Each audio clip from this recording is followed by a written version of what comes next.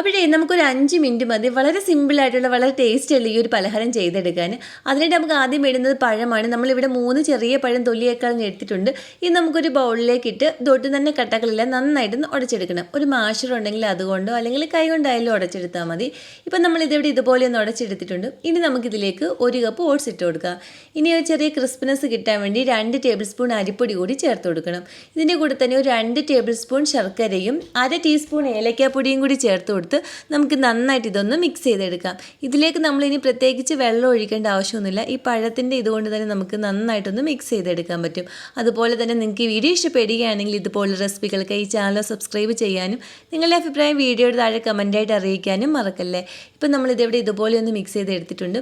ഇനി നമുക്കിതൊന്ന് ഫ്രൈ ചെയ്തെടുക്കുന്നതിനായിട്ട് ഈ ഒരു പാനിലേക്ക് എണ്ണ ഒഴിച്ചു കൊടുക്കാം.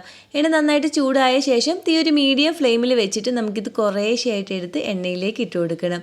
ഇത് നമ്മൾ ഒരുപാട് സമയമൊന്നും ഇട്ട് ഫ്രൈ ചെയ്യേണ്ട ആവശ്യമില്ല. പെട്ടെന്ന് തന്നെ നമുക്കിത് ഫ്രൈ ആയി കിട്ടും. ഇനി ഒരു സൈഡൊന്ന് ഫ്രൈ ആയി വരുമ്പോൾ തിരിച്ചിട്ട് കൊടുത്ത് ചെറിയൊരു ഗോൾഡൻ ബ്രൗൺ കളർ ആകുമ്പോൾ തന്നെ നമുക്കിതും കോരിയെടുക്കാം. ഇപ്പം ഈ ഒരു കളറൊക്കെ ആയി വന്നിട്ടുണ്ട്. ഇനി നമുക്കിതും കോരിയെടുക്കാം.